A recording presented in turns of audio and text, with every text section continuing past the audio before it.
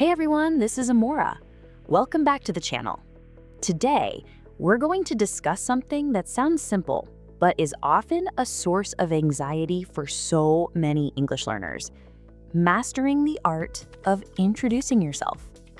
It sounds basic, right? Like step one stuff. But it's actually foundational and incredibly powerful when you get it right. Think about it. First impressions count for so much, whether you're meeting someone casually at a friend's party or in a more high-stakes situation, like a university interview or a professional networking event. That first moment sets the tone for everything that follows. This is why being prepared, even having a small script ready in your head, can make such a difference.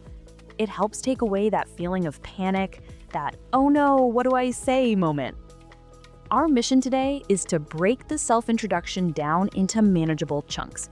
I want to give you the building blocks, the key phrases, and show you how to weave them together so you sound natural, engaging, and most importantly, like you, not like you're reading from a textbook. It's about learning to tell your story and telling it with confidence. So, are you ready? Let's dive in. The very first thing you say, your greeting, is the first signal you send. It truly sets the tone. You wouldn't greet your potential new boss the same way you'd greet a new friend, right? Hopefully not. Context is everything. So let's break down the difference between formal and informal greetings. First, formal greetings. You'll need these in situations where respect and a certain level of seriousness are important. Think about job interviews or professional meetings, introducing yourself to a professor or in a classroom, public speaking, or giving a presentation. So what phrases work well here? Your classic safe bets are good morning, good afternoon, good evening. And if you're addressing a group, just add the word everyone to be more inclusive. Good morning, everyone. Hello is also a great choice. It's versatile, polite, and works in almost any formal context. It's a solid, reliable option. Now, let's talk about informal greetings for more relaxed situations, like meeting new friends, casual get-togethers, or joining a hobby club. Here, hi and hey are probably the most common. Hi is a little more neutral, while hey is a bit more casual. The key here is authenticity. Choose the one that feels natural for you. If you try to use slang or a greeting that feels forced, it can actually make you sound less fluent. If you're not a hey person, stick with hi. It's always a safe bet if you're unsure. Now, let's cover two common pitfalls that can be tricky for learners. First, the phrase, good day.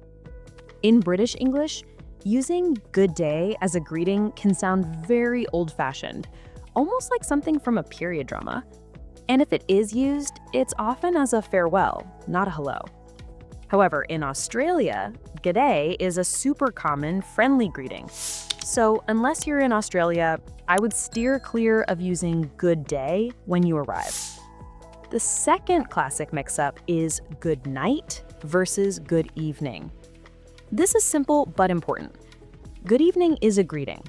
You use it when you arrive somewhere in the evening. A party, a dinner, a late class. Good night is a farewell. It means you are leaving or going to bed. Getting these small details right shows you have a really good grasp of the language and its cultural subtleties. Okay, so you've nailed the greeting. The logical next step, your name. Clarity here is key. The basics are very straightforward. All of these are perfectly clear and effective. My name is Amora. I'm Amora. Simple. But you can add a little finesse here. For instance, if you have a longer name or one that might be difficult for others to pronounce, it's very helpful to offer a nickname. You could say, my name is Alejandro, but you can call me Alex. Or, my name is Aishwarya, but please call me Ash. This is friendly, helpful, and makes it easier for the other person to connect with you. Now, what about the phrase, this is your name? You might have heard this one. This is really useful when people can't easily see you. Think about being on the telephone. Hello, this is Maria calling. Or perhaps in a virtual meeting where cameras are off. Good morning, everyone. This is David presenting the first topic. It's a subtle but effective tool that clarifies who's speaking when visual cues are missing.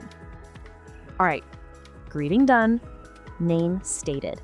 Now people usually want to know a bit more about your background. The most common next step is talking about where you're from. And there's lots of interesting ways to add layers to your introduction here. The most basic and direct way is simply, I'm from your city, or I'm from your country. For example, I'm from Buenos Aires, or I'm from Argentina. Straightforward and perfectly correct. You could also state your nationality, like I'm Argentinian. But what if you've traveled to be where you are now, perhaps for a conference or to study abroad? You could say, I come from. This phrase subtly hints at a journey. For instance, I come from a coastal town in northern Norway. It adds a little bit of a story. And let's be honest, our stories are often more complex than just one place. Maybe you grew up somewhere different from where you were born or where you live now. There are some great phrases to handle this. If you've stayed in one place, you can say, I was born and raised in Kyoto. Simple. If you moved, you could combine the two. I was born in Mumbai but raised in Dubai. Another great option is using grew up. For example, I grew up in the countryside, but now I live in London. A very professional and common phrase is, I'm originally from place A, but I'm now based in place B. For instance, I'm originally from Lagos, but I'm now based in Toronto for my studies. And if you want to add even more detail, you can mention how long you've been in your current city. You could add a phrase like, I've been living in Sydney for 3 years now, or I've spent the past few years working in Singapore. Using these different options lets you paint a much richer picture and share more of your personal journey. It makes your introduction far more engaging. So why are there so many options? Is it just about sounding more interesting? Well, partly yes, but it's also about control and context. These phrases let you decide exactly how much detail you want to share. In a quick casual chat, a simple, I'm from Seoul is all that's needed. But in another situation, say an immigration interview or explaining your background to a new colleague, that extra context is valuable. Saying, I was born in Busan, lived in Daegu for university, and now I'm based here in Vancouver, tells a mini story. It shows adaptability and gives the listener a clearer picture. You get to choose the level of detail that feels appropriate for the situation. Okay, let's move on. What about your age? This is a common piece of information, but it can be a bit sensitive. In some cultures and contexts, it's normal to share, but in others, especially many professional or casual Western settings, it might not be relevant at all. It's definitely optional. If you do choose to state your age, the most direct way is, I am number years old, or more commonly just, I'm number.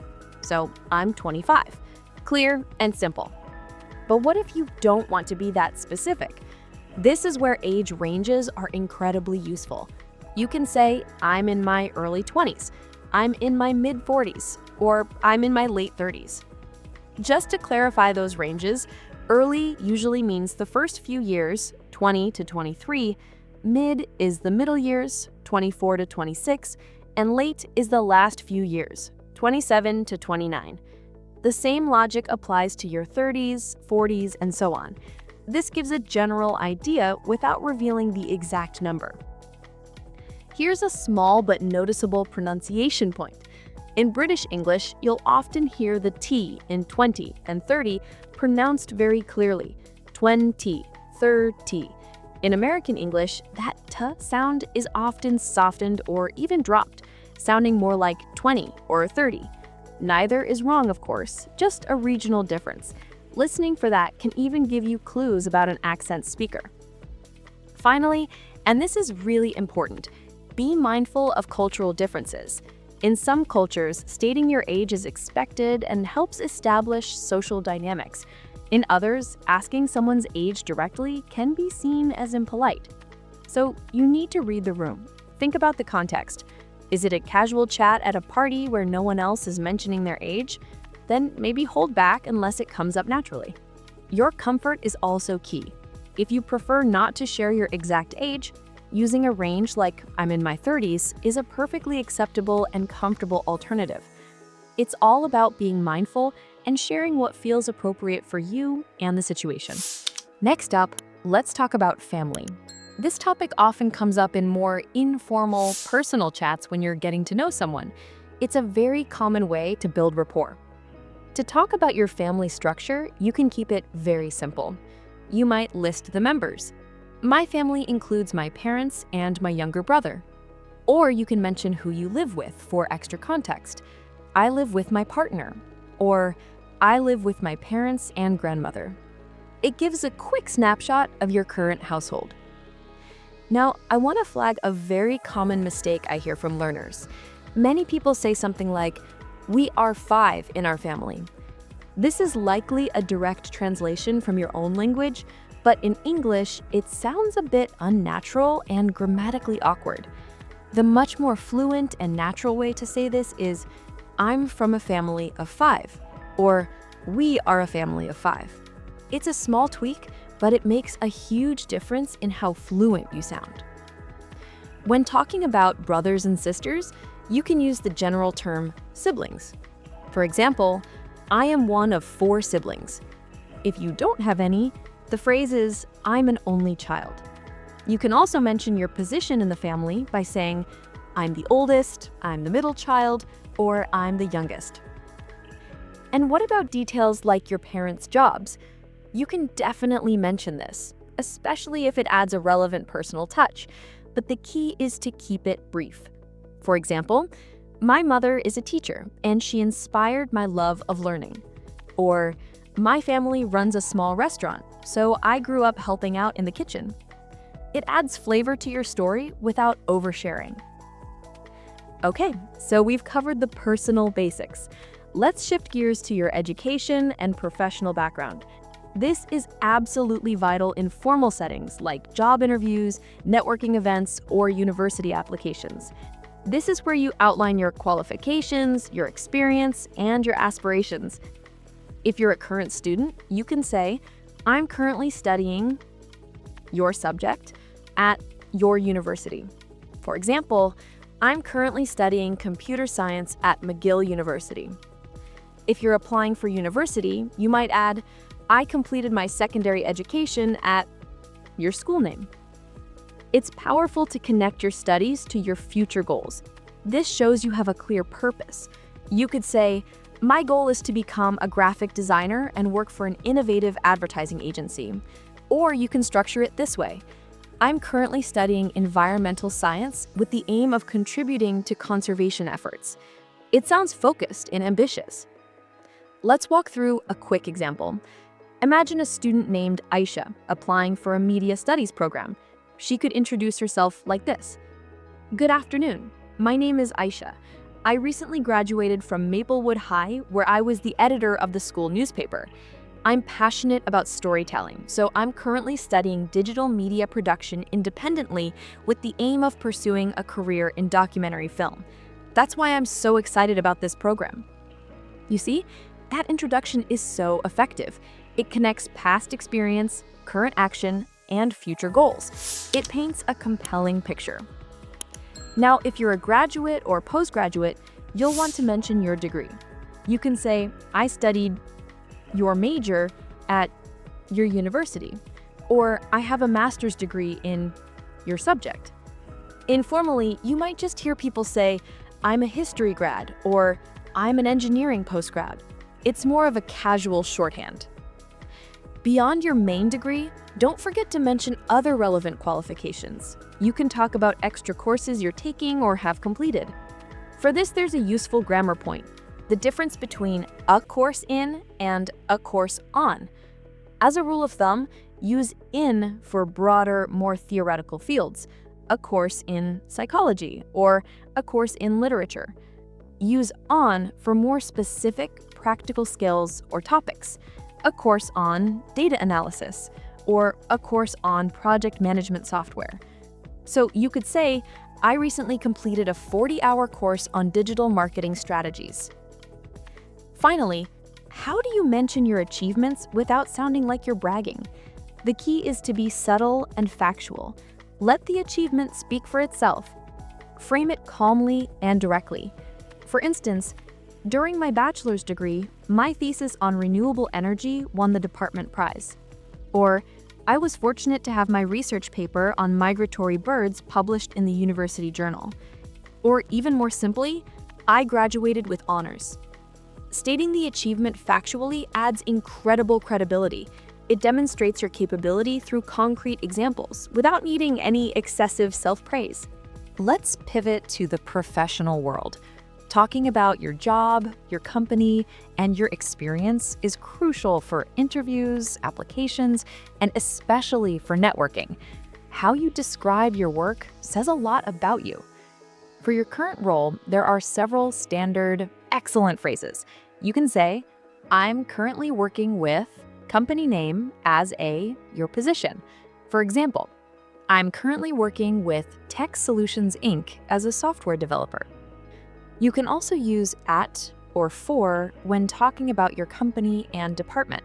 For example, I work at Global Health Partners in the research department.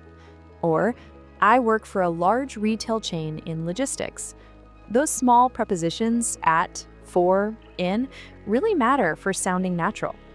A simpler option is I'm your position, at company name. As in, I'm a marketing manager at Creative Agency X.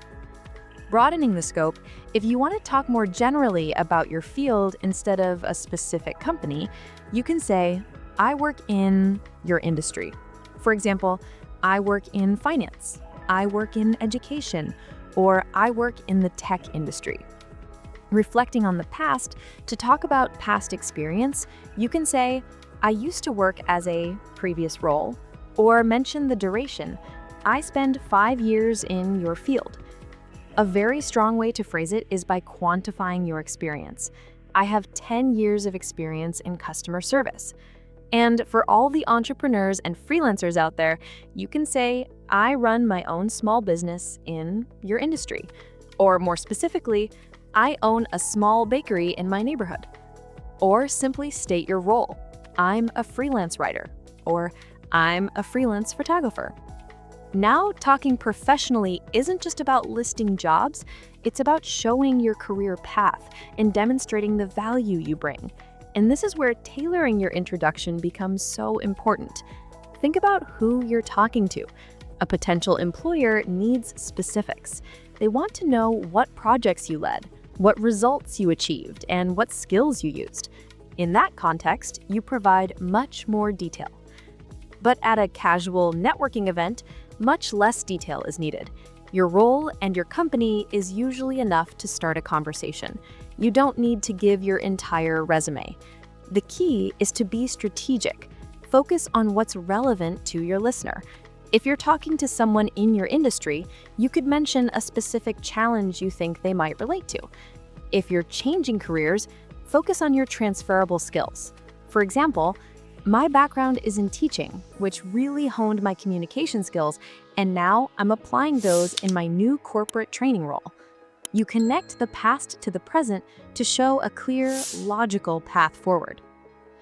Okay, now for the final and perhaps most fun part. This is where you get to show your personality beyond your work or your studies.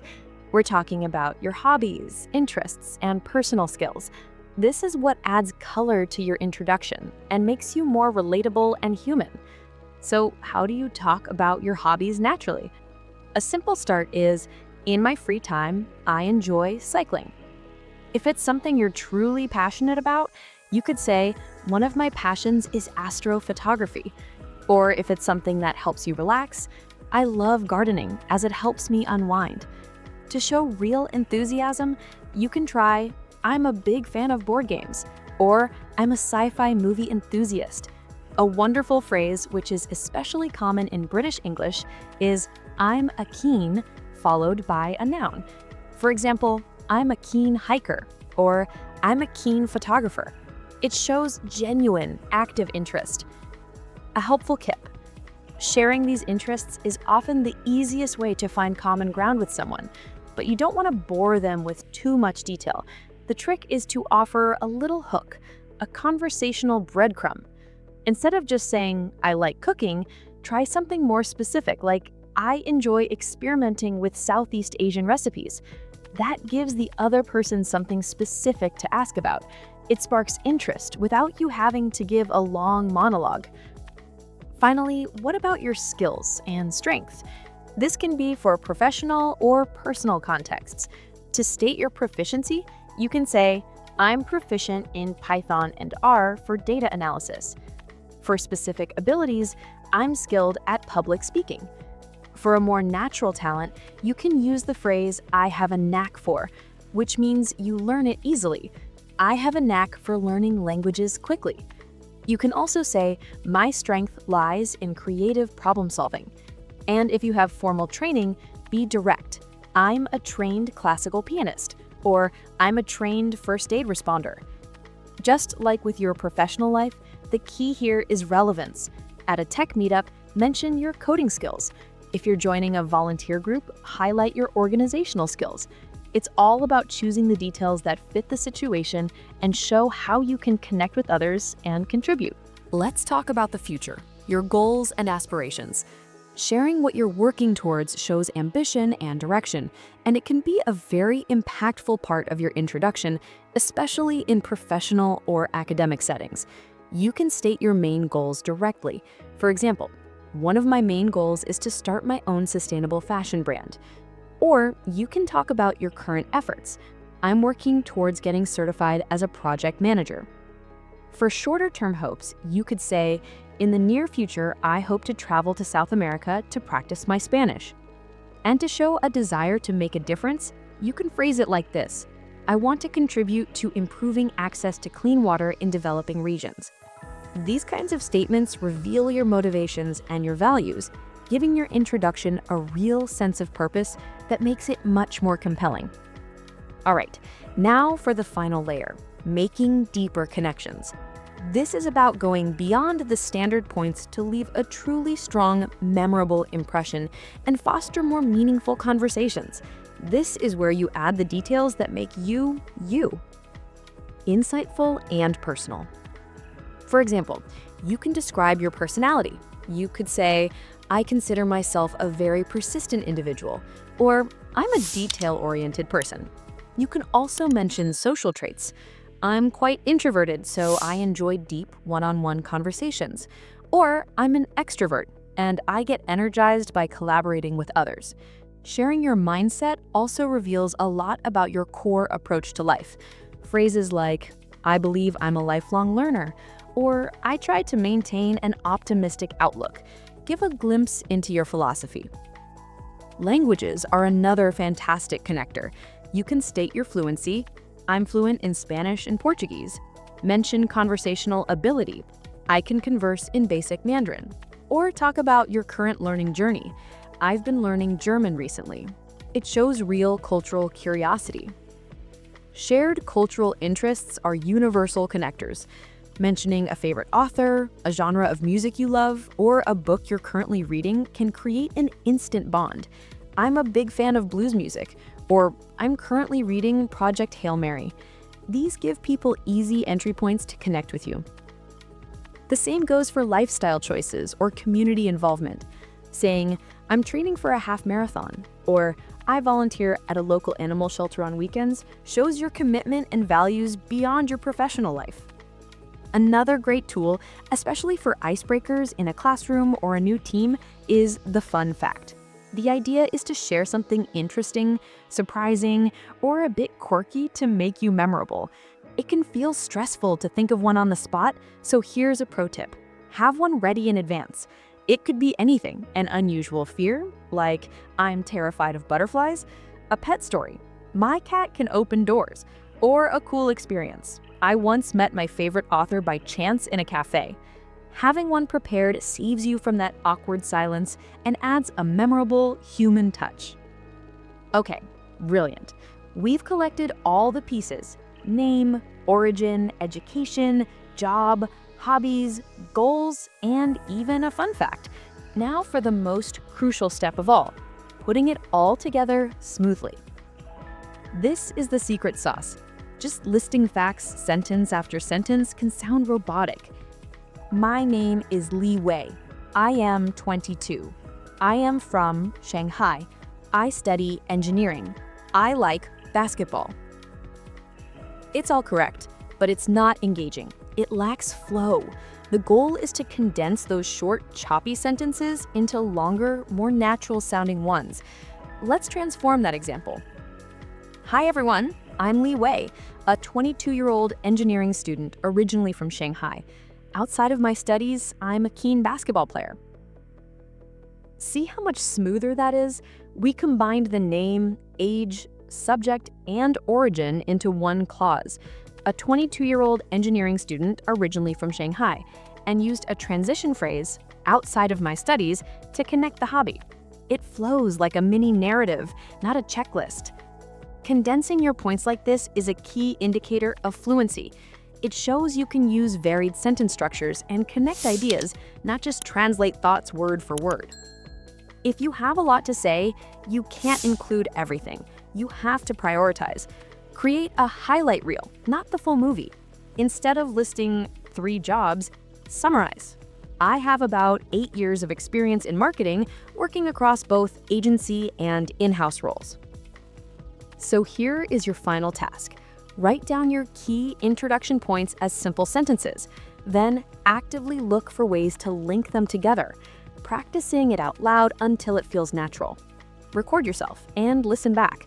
Does it flow? Adjust it until it feels right.